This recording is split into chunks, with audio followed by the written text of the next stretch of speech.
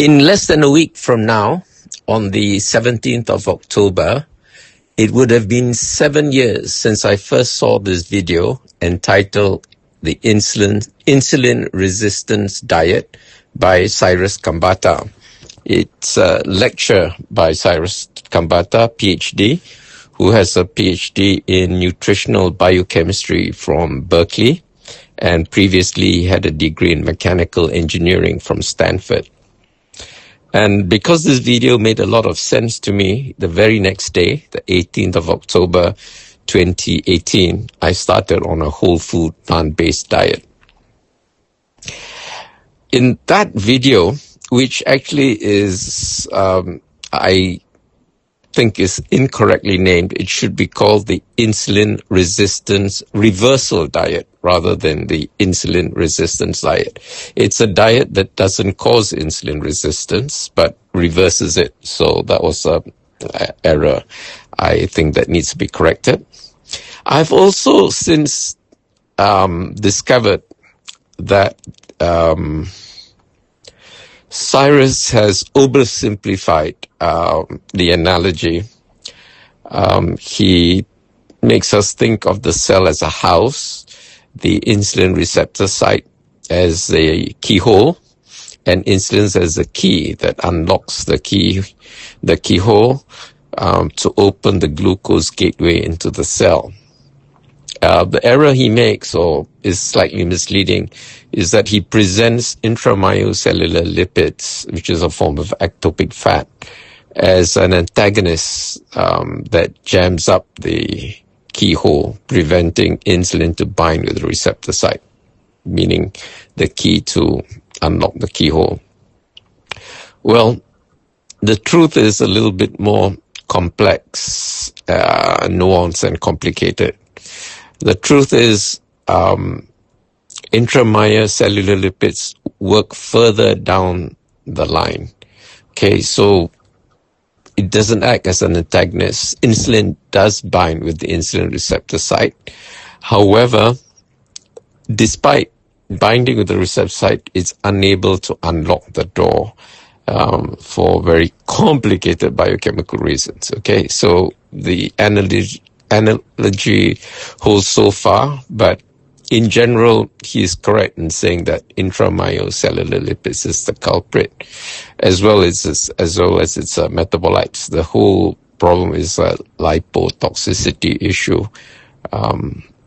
Anyway, without getting into details of that, I've made a separate. I wrote a separate essay about that. I think I'll turn it into video and post it later. But anyway.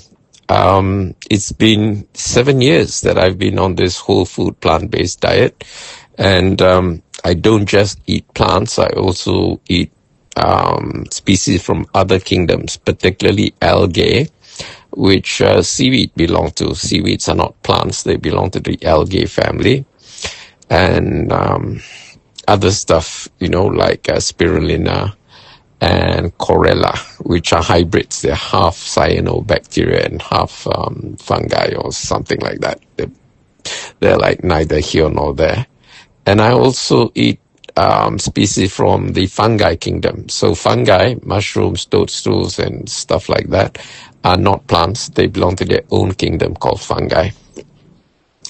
And there are very few animal species that I eat. Okay, one group that I do eat for the omega-3 fatty acids, the omega-3 polyunsaturated fatty acids. There are three of them. There are ALA, EPA, and DHA. I can't pronounce their full names. They're a bit of a tongue twister. If you want to hear more details of that, go to Dr. Rhonda Patrick's channel. She's a biochemist and she can rattle off these chemical names, by heart. Anyway, ALA and EPA are produced in the plant kingdom primarily by flax, chia, walnuts, and DHA is produced mostly by chlorella, spirulina, and seaweed. There are 5 species of fish called smash: salmon, mackerel, anchovy, sardines, and herring, which are high in these omega-3 polyunsaturated fatty acids, particularly DHA, and they don't produce it themselves. They get it from eating seaweed or by eating other fish that eat seaweed. Okay, so if you want to go for the primary source, you can have half a teaspoon of spirulina and or chlorella daily. If you take more, I have taken 2 heaped teaspoons a day, and it gives me hypotension because it's very potent stuff. It'll give me postural hypotension. Okay, so although it makes your blood vessel flexible, it can make it also too flexible. It would dilate when it's not necessary and lower your blood pressure quite a bit. Okay, it can make your blood pressure go down to like 65 over 40 or something, which is, when you stand up from a supine position, if you start seeing stars or feel dizzy, then you've got, postural hypotension. Or you're like squatting down and petting a cat, and then you stand up and start seeing stars, that's an issue. But as long as you can, stand up from a squatting position or from a supine position, that means lying flat on your back, standing up, and you don't see stars or feel giddy, it's fine. Doesn't matter what your systolic or diastolic numbers are. That's a test, actually. It's a qualitative test rather than a quantitative test. The numbers in themselves don't mean anything. It's the qualitative aspects that determine whether you have postural hypotension or not, and whether it's a clinical issue or not. Because if you do have postural hypotension, you're prone to falls and things like that. Anyway, to celebrate my 7 years of going on a whole food plant-based diet. Whole foods means unprocessed foods, okay? Foods which are minimally processed, basically as close to nature as you can find it. Whole foods are defined as foods where nothing good has been removed and nothing bad has been added. Okay, so most commercial food that you find in the supermarket, if it comes in a tin or in a box, it is processed. It's probably dehydrated, had most of its water removed. Some have all its fiber removed, so they're food-like substances. They're not real food. Okay, so if you want real food, go to your local pasar tani, your local pasar malam, and get fresh produce, okay? And you'll find they're surprisingly cheap there and very fresh, because most of these traders do not have refrigeration facilities, so they try to sell everything that they buy from the pasar borong in the morning at their store. If it's a pasar malam, they try to sell it, and not carry things overnight. So if they run out, they run out, and when they're about to run out, they still have something, they'll sell it very cheap so that they don't have to keep it overnight. Because if they do keep it in their lorry overnight, the next day it will be not so fresh and nobody would buy it. So they tend to clear their stock before they finish for the day. So you can rest assured you get very fresh food at Pasar Malam and Pasar Tani. So I also don't take sofas. Sofas are sugar, oil, flours, and alcohol. Sugars, because it's a highly processed product. To make sugar, you have to boil sugarcane juice. So the act of boiling itself destroys vitamins and antioxidants. You're just left with sucrose, which is disaccharide. I think it's a molecule of glucose stuck to a molecule of fructose or something like that. Anyway, white table sugar is poison. Don't you believe anyone who says otherwise. If you eat fruit, sugarcane juice, it's a totally different thing as far as your body is concerned from a metabolic point of view. But if you take diluted white sugar crystals, your body will treat it as if it were poison. It will actually poison your body in the long term, not overnight, but in the long term. Same with salt. So I don't take salt anymore, not for a long time. I do eat salty things, but not that white powder. All these white powders are poison. Same with monosodium glutamate. You do have MSG in broccoli, in seaweed, and a whole bunch of other things, but that's in its natural form, and it's very dilute, and it's safe for our body to consume. Our body has been designed to handle it in those proportions, okay? But if you just extract it out and turn it into a white concentrated powder, it's poison. Same with coca leaves and cocaine. When I climbed Machu Picchu, they gave me coca leaves to chew on, and I chewed. It's to prevent altitude sickness, and it's perfectly fine. Didn't make me go high or have hallucinations or go psychotic or anything like that. And then when I asked what these leaves are, they said they're coca, and then I was surprised. I was shocked. Coca, this is the stuff that you make cocaine from? And then, they started laughing at me, and I said, why are you laughing? They said, well, it takes 400 kilos of coca leaves to make 1 kilo of cocaine. And if you go to any supermarket in Peru and most of Latin America, you could find in the supermarket section where they sell coffee and tea, coca leaves in boxes. They sell it very freely, openly, and it's perfectly legal. Okay, it's only when you concentrate it and make it into cocaine that it becomes problematic. And I think the same applies with katom and ganja, marijuana. Anyway, the Swiss physician Paracelsus said long time ago, everything is poison. It's only a matter of dose. And he introduced the concept of a therapeutic window. So the idea is everything is poison, even if it's water, the most essential nutrient, there's this story about the number 3. 3 minutes without oxygen, you're dead. 3 days without water, you're dead. 3 weeks without food, you're dead. So water is very essential. 3 days without it, you're dead. But if you try and drink 11 liters of water at one go, you'd be dead too. Your blood in your body is about 11 liters. So if you drink 11 liters of water at one go, that's about 3.5 gallons. You'd dilute your water by half. Your electrolyte percentage would go very low. You'd get convulsions, muscle spasm, headaches, vomiting, diarrhea, a whole bunch of other things, and it will be a very slow, painful death for you.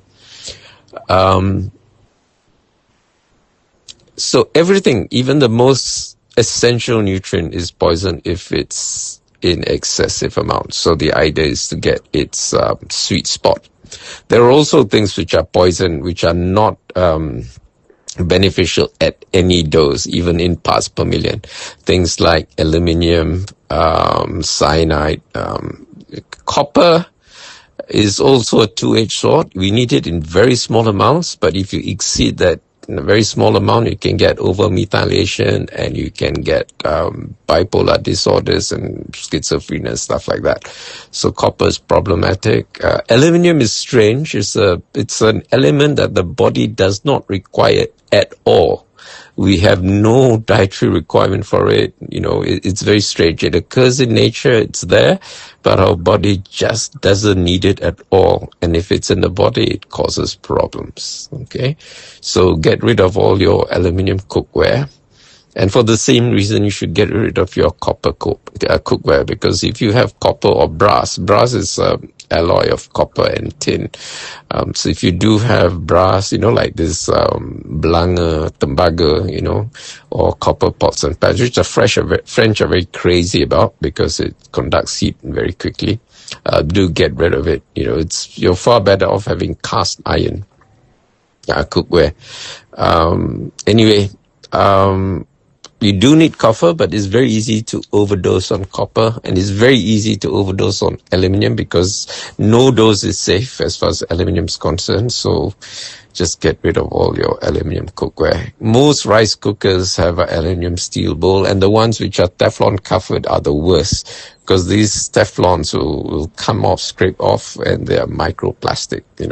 Teflon is a plastic of sorts, and it's indestructible. It doesn't biodegrade, so it will become microplastic that will get stuck in your body at the cellular level and prevent lots of physiological processes from happening. And what's worse is Malaysia is the world's dumping ground for plastic. And as people, Malaysians have in their body the most microplastic in the whole world. It's sad, but it's true. And it's about time we wake up to that fact and do something drastic about it. Okay, anyway, Saturday, 18th of October, 2025, I'm going to celebrate 7 years of eating a whole food plant-based diet. The celebration will be at the Malaysian Association for the Blind Canteen. It's in Brickfields in Jalan Tebing off Jalan Tun Sambanthan 4.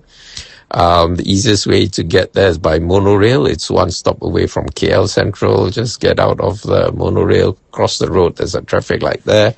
And you're at the MAB complex. Just tell the guardhouse you need to go to my function in the canteen and they'll show you the way. The pedestrian crossing, the zebra crossing between the monorail station and the MAB is very hazardous. There are a lot of motorcycles that will curi ayam and cross, despite the fact that the zebra crossing would be beeping and it'll be green for pedestrians, blind pedestrians to cross. These people like to curi ayam. I've smashed a lot of them with my white cane and swore, expletives, choice expletives in half a dozen languages, particularly in Tamil, as well as in Chinese, Malay, English, whatever, because they just don't respect the law. And people who don't respect the law deserve no compassion from me. Okay, I hold them in utter contempt and derision. And there are cars who do that as well. Okay, I've bent quite a number of my white canes when cars zoom past me. Quite annoying. They even do it at the pedestrian crossing at UMMC. There's one particular incident where my cane got quite badly mangled by a car that just zoomed past, even though it was supposed to be red for cars and it was green for pedestrians to cross. So I have no sympathy for these people. I mean, I wish if I were autocratic dictator, I'd put them against a firing squad and be shot because they don't deserve any progeny, I mean, we don't want children of stupid people to be born because they're most likely to be equally stupid or disrespectful for the law, because I think respect for the law is inherited from parental behavior. Children imitate what their parents do. If the parents have a apathetic tidak apa attitude, then the children also will have an apathetic, selfish tidak apa attitude. They'll have a me first attitude, which is bad, because we live in a society, and in society we have to have teamwork, and teamwork is everything. About teamwork is about subordination of self. It's for the good of the group, of the society, not for your individual advantage. Okay, so it's for our collective advantage. I made a video about Deepavali. I'll post a link here. There are very few views because it's quite deep, and I think most of our audience, it's above their heads. They wouldn't understand. But the whole point of this channel is to post messages that deserve a wider audience. For those who understand, please, viralize it, spread the word so that more people can understand. For those who don't, please watch it again. Try to get something out of it. Some things you need to watch as much as 6 times, 7 times, before different layers of meaning get to you, and then you have a great appreciation. Just like when I watched Cyrus Kambata's video the first time, the impression I got was that intramyocellular lipids was an antagonist to insulin, but it's not. It actually works in a slightly different way. But the net result's the same. Is all ectopic fats are poison in the long run, particularly visceral fat. And depending on where where the intramyocellular binds at which particular gland or organ, it will manifest as different diseases, most commonly as chronic kidney disease, but also cardiovascular disease, and also dementia. In fact, dementia is now known in some circles as type 3 diabetes, okay? When cells are deprived of glucose, they're starved of fuel, so they atrophy and die. And when the cells in that particular organ dies, then the organ fails. And when the organ fails, you have a problem with that organ. Okay, so if you're free on Saturday, 12 to 2:30, do drop by the MAB Canteen. Invitations by, donation. If you donate 50 ringgit or above, you can drop by. You can donate by scanning the QR code. I'll provide a link in this video, or you can pay when you come. I'll have a curated menu, but the curated menu is only for the first 8 people to come. And if you come after the first 8 person, or don't pay before so that I can book, get the catering to provide for you, you have to order something else from the canteen menu. Okay? Kashikin is quite accommodating. She will cook something up for you. Either nasi lemak or nasi goreng or mee goreng or whatever. But the menu for the first 8 people would be curated by me, and it will be a whole food, plant-based menu. It'll be nasi ulam, actually. Okay, that's it for today. I know this is a long video, but I just want to get the message out there. See you next time. Bye. Why WFPB, Doctors for Nutrition? WFPB stands for Whole Food, Plant-Based, a diet and lifestyle focused on plant-derived foods that are unprocessed or minimally processed, while minimizing or excluding animal products and highly refined ingredients. The diet emphasizes fruits, vegetables, whole grains, legumes, nuts, and seeds, while avoiding added sugars, refined flours, and oils. The core principle is to eat foods in their natural state or close to it, rather than highly processed imitation products. Key principles: whole foods. Foods that are in their natural, unrefined state or have undergone minimal processing, like canned beans or frozen vegetables. Plant-based. Foods that come exclusively from plants, excluding meat, dairy, eggs, and honey. Minimal processing. A focus on foods that are as close to nature as possible, avoiding ingredients that are heavily refined, such as white flour, white rice, and added oils. Nutrient dense, prioritizing foods rich in fiber, vitamins, and minerals to meet nutritional needs. Foods to emphasize: fruits and vegetables, a wide variety of fresh and colorful produce. Whole grains, such as brown rice, oats, quinoa, and whole wheat. Legumes, beans, lentils, chickpeas, and peas. Nuts and seeds, almonds, walnuts, chia seeds, and flax seeds. Foods to limit or avoid processed foods, any food that has been heavily altered from its natural state. Animal products, meat, dairy, and eggs. Refined grains, white flour, white rice, and pasta made from refined flour. Added sugars and artificial sweeteners, including high fructose corn syrup and confectioner's sugar. Added oils, even those considered minimally processed like olive oil, are typically excluded due to their processing and added calories. WFPB versus vegan diet. While both are plant-focused, a vegan diet focuses only on eliminating animal products and can include highly processed foods, while a WFPB diet additionally emphasizes whole, minimally processed foods.